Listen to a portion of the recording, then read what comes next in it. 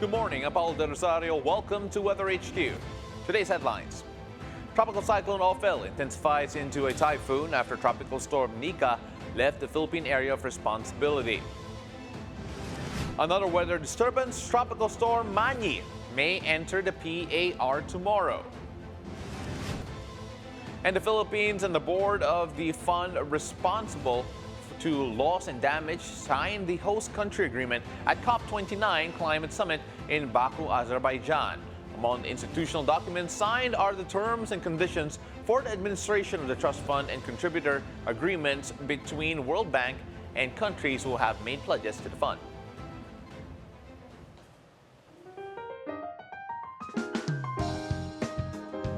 Let's take a look at the local weather. Today, especially now that Tropical Storm Nika is out of the Philippine Air responsibility, Ofel actually has now gained more strength and is now a typhoon.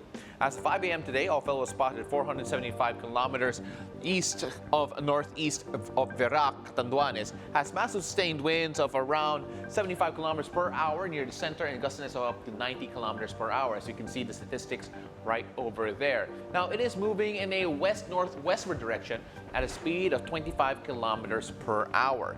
Now, Ofel is forecasted to move west-northwestward over the Philippine Sea before making landfall along the east coast of Cagayan or Isabela tomorrow afternoon or evening. It will then emerge over Luzon, the Luzon Strait, turn more towards northwestward on Friday while slowing down before behaving erratically during the weekend. Now, regardless of the position of the landfall point, the hazards on land and coastal waters may still be experienced in areas outside of the landfall point or the forecast cone, confidence cone, which is this, by the way, for those wondering. Now, we have to monitor the movement of Typhoon Ofel because it may also move west-northwestward, same as the former severe tropical storms Nika's track. Typhoon Ofel will bring strong winds as it approaches the Philippine landmass. Pag-asa has already raised signal number 1 in Cagayan, including Babuyan Islands, the northern and central portions of Isabela, Apayao, the eastern portion of Kalinga, the easternmost portion of the Mountain Province, and the easternmost portion of Ifugao. These areas should be prepared for all possible impacts as early as now before the storm reaches your area within 36 hours. Note that as the storm approaches, signal number 4 may be the highest wind signal that may be hoisted. Now, speaking of winds, always remember that winds are stronger in the coastal and mountainous areas, and winds are less strong in areas sheltered from the prevailing wind direction. As we take a look at the wind forecast over here, as we can see here, Ofel still on its way to the Philippines, while Nika has already made its way past.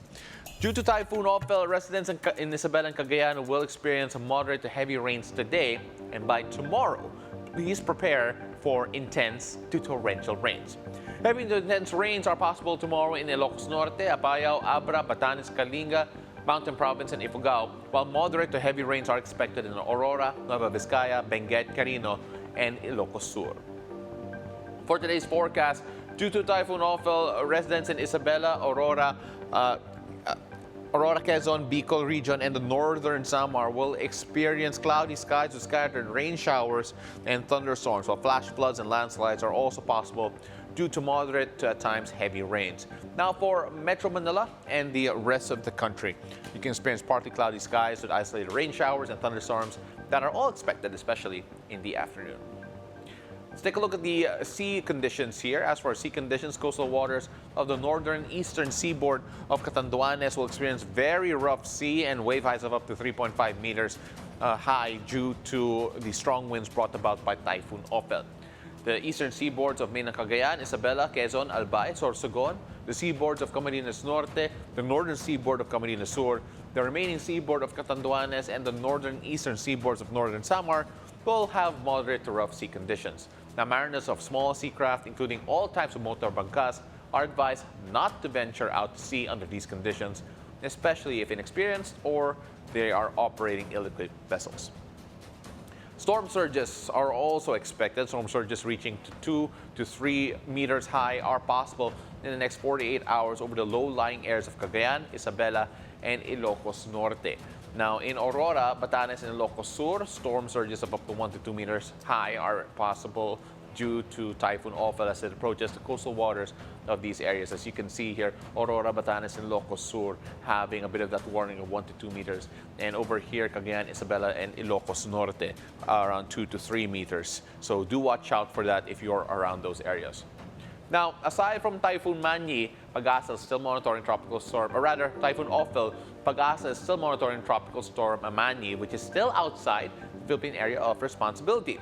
Now, as of 4 a.m. today, I'm going to move on over to show you where it is in relation to the Philippines. As you can see, the Philippines is here, while Manny, all the way there, still a bit further out. Now, the center of tropical storm Manny was last located 2,245 kilometers east of eastern Visayas, with maximum sustained winds of up to 75 kilometers per hour and gustiness of up to 90 kilometers per hour. Now, it is moving in a west-southwest direction at 30 kph. Now, to know more about what to expect from Typhoon Ofel and Tropical Storm Manny, we have with us on the phone Pag-asa weather specialist Veronica Torres. Magandang umaga, Veronica. Good morning din po, Sir Paolo, pati na rin po sa ating mga taga-subaybay. Well, nakakita natin ngayon, Veronica, medyo mabilis ang intensification ng Typhoon Ofel. What are the factors contributing to that intensification?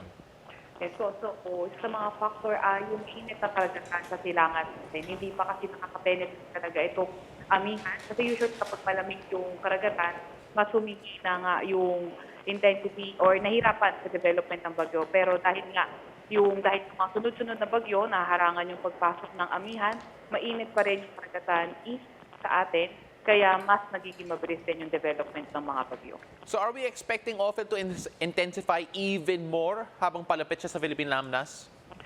Ang nakikita po natin, possible na mag-intensify more itong si Ofel while papalapit sa atin at kasi nakikita natin peak intensity rin niya ay bago mag-landfall. Dahil sa sunod-sunod na ang bagyo sa Cagayan, are we actually preparing for certain worst-case scenarios that the residents should be ready for? Yes po. So, Cagayan, saturated na yung lupa sa kanila dahil tuloy-tuloy na nga yung mga malalakas na mga pagulan at also yung mga malalakas na hangin. Grabe din na nga po yung mga naranasan nila sunod-sunod at meron pa nga tayong isang inaasahan na si Manny at posible maging Pepito. So, kailangan talagang maki-coordinate sa ating mga DRR officers. Kailangan mag-prepare pa rin tayo sa mga malalakas na ulan at malalakas na hangin. Looking at the size of Ofel po, what other areas can we expect that will be affected by yung mga rain bands nito? Opo. So, yung mga, kung in terms of heavy rain, so meron na nga tayo ngayon na moderate to heavy rain sa inaasahan, Cagayan at Isabela. By tomorrow, intense to torrential rains na nga yung inaasahan sa Isabela at Cagayan, heavy to intense sa Ilocos Norte, Abra, Apayao, Batanes, Caninga, Mountain Province at Ifugao at moderate to heavy sa Aurora, Nueva Vizcaya, Benguet, Quirino at Ilocos Sur. By Friday, heavy to intense rain sa Cagayan, Apayao at Ilocos Norte at moderate to heavy sa Batanes, Abra at Ilocos Sur. And then yung mga ibang area sa may Luzon, posible rin naman na maging maulan yung iba dahil sa rain band or sa trough nitong si Ofel. Veronica, for those wondering, especially those in northern Luzon, when can they expect good weather? Kasi sunod-sunod ang mga bagyo dito. Yun nga po sa kasamaang palad, although si Ofel dadaan ng northern Luzon this Thursday to around Saturday, pero may kasunod pa rin kasi itong si Pepito. So, this and next week, or this and siguro earlier, yung early part ng next week, posible pa nga rin yung masungit talaga na panahon, stormy weather. And then kung titingnan natin kung wala ng mga kasunod na bagyo itong si Manny, Pepito, ay posible na nga po makaranas ng mas magandang panahon sa northern Luzon. Of course, na-mention niyo po si Manny or Pepito pagpasok niya sa PAR. What can we expect from Manny? And of course, ito na ba ang huling bagyo for November? Sa ngayon po, kung in the next 2 weeks, malaki ang chance na huli na itong si Pepito base din sa ating tropical cyclone threat potential. Although mahaba pa rin kasi ang November, nasa kalagitnaan pa lang tayo. So by last week, yun yung i-monitor natin kung magkakaroon pa ba tayo ng mabubuong bagyo for November po. Maraming salamat dahil sa Pag-asa Weather Specialist Veronica Torres. Coming up, I'll speak with environmental group Greenpeace Philippines in its commitment to fight climate change. We'll be right back. Don't go away.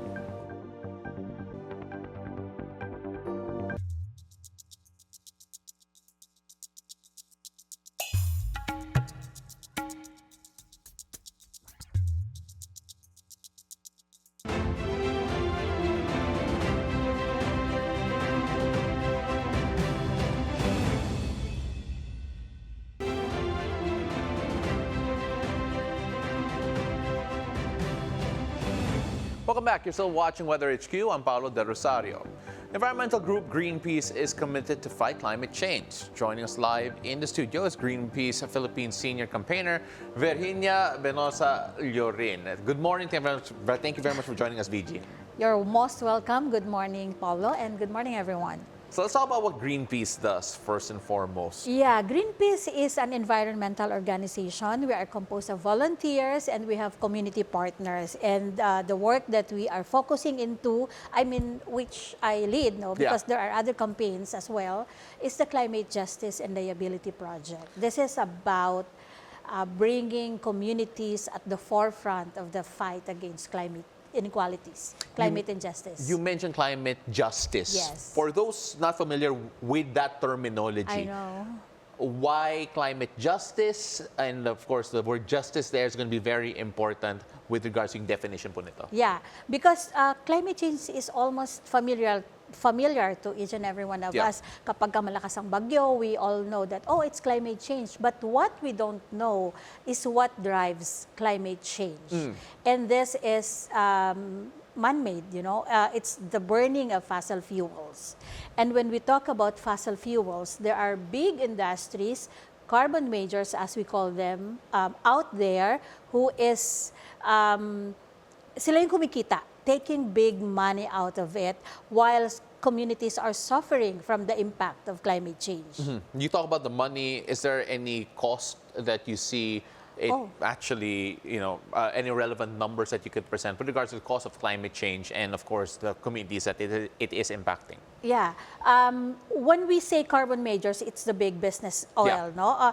And they rake in, and maraming malaki ang kinikita nila. I just don't have the figures right now, but they earn billions of dollars. But while the country, let's just take a look at how we suffered, itong mga sunod-sunod na bagyo nitong nakarang taon, economically, ano ang loss sa atin yan? But it's more than the economic loss. Yeah. Typhoons are now stronger, more destructive. It can even make, people can die out of it. And as you can see in the pictures, our farmers are suffering from the worst impact of climate change. And speaking of justice, obviously it revolves government and legislation also. Your group is actually pushing for a climate accountability bill. Yeah, what is that in particular? That is the bill that is now pending at the House of Representatives. Sadly, wala pang counterpart sa Senate. But this bill would set the mechanism where people impacted by climate crisis can file for, they can sue and corporations so that these climate polluters can pay for loss and damages. And speaking of loss and damages, just to bring in the world news as well, because this is a global problem. It is not just a Philippine problem, as much as we try to address it ourselves in our own backyard. The Philippines is actually part of a COP29 and has actually helped sign an agreement. The board of the Fund for Responding to Loss and Damage have signed an agreement in the COP29 Climate Summit in Baku, Azerbaijan. Obviously, this is just a step into really formalizing things and putting more legislation and putting international weight to it. But do you have any wish list of what more should we expect from COP29, especially with regards to the Philippines? Yes, we wanted the government, because we host the Loss and Damage Fund this year. So we want the government to really make climate polluters pay. Manguna talaga sila. It's not just words, but these words, these commitments, these pledges should be put into concrete action. Gusto namin sa Pilipinas, tayo talaga yung manguna at ipakita natin sa buong mundo dahil tayo naman, una, may pinakamaliit, may maliit na contribution sa greenhouse gas emissions. But we suffer the most. Yung ating mga magsasaka, yung ating mga kababaihan, yung LGBTQ community natin, we suffer the most. And the country is not prepared for it. Every time we have typhoons, drought, for example, kasali doon sa mga extreme weather events, yung mga mahihirap na mamamayan na may konting kontribusyon sa greenhouse gas emission ang mas nagsasuffer. So ang gusto natin, dalhin ang ating delegation sa COP29 at kailangang pagpanagutin talaga. So it's not just a matter of politics, you know, and countries talking among them, but also it has to make corporations accountable because they are the ones that earning. Yeah, you know, you're bringing up a lot of passion, obviously, in this. At siyempre, I'm sure there are people right now who feel that passion. For those who want to reach out, help out Greenpeace in their works and their advocacy, how can they do so? Well, we have our website. They can check the information there. But mostly, we are calling for courageous climate action. We are now running the Courage for Climate Signature Drive. And if they will just look at our website, they will see that's, you know, a simple step of signing the petition, but you are signing for the communities. Yeah. This is something that you can do. We have communities, we're helping communities that are filing cases against these polluters. So that's one of the asks. The drive is to show our support to these impacted communities. Alam mo, Paolo, matutuwa ka. Kasi ako, I drive inspiration from the communities that are doing their part. Mga magsasaka, mga simpleng mamamayan, pero they're taking the cudgels and they're at the forefront. So how much more the people that can, you know, understand things, merong resources. Those who can make a bigger difference with the material that they have. Yes. Absolutely. Why don't we help? So they can just visit our website. Okay, so you heard it. You can visit the website, Greenpeace Philippines. Look them up online. And of course, thank you very much for sharing your inspiration mo, yung passion mo, and of course, good luck with your advocacy and all your efforts. Thank you, and thank you for the opportunity, Paolo. We really appreciate it. Thank you so much. You're welcome. Thank you so much. Again, that was Greenpeace senior campaigner Virginia Benosa Llorin, or VG, kasi pinapagalitan daw siya kapag Virginia lang yung ano. And of course, when we return, we have a lot more to talk about. We'll take a look at the 3-day weather forecast for areas under signal number 1. Don't go away. Weather HQ will be right back.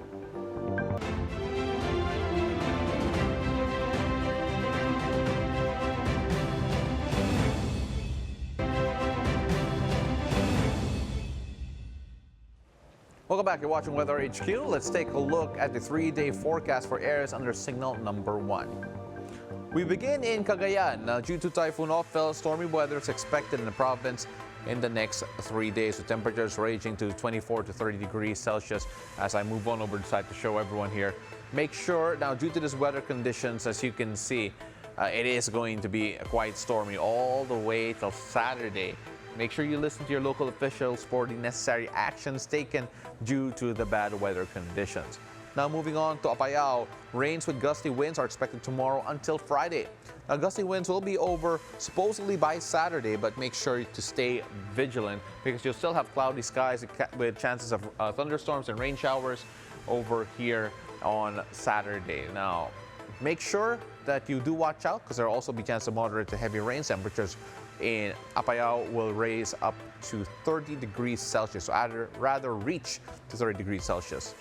Meantime, cloudy with rain showers and thunderstorms are expected in Kalinga for the next 3 days. Please watch out for possible flash floods or landslides. Temperatures is from 20 to 30 degrees Celsius. While in the mountain province, as we bring out the graphics for this, generally fair weather is still expected until tomorrow, with temperatures of up to 30 degrees Celsius. But on Friday and Saturday, you can expect cloudy skies and rain showers all throughout the day in mountain province.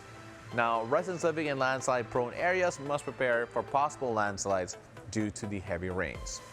Same weather is expected in Ifugao. The sun will show up tomorrow, but they can expect cloudy skies with rain showers on Friday and Saturday, with temperatures ranging from 20 degrees to 30 degrees Celsius. As you can see here, the weather getting progressively worse as it reaches Saturday. And that's Weather HQ for today. Join us again tomorrow, whatever the weather, here on BNC, the Billionaire News Channel. I'm Paolo del Rosario. Have a great morning.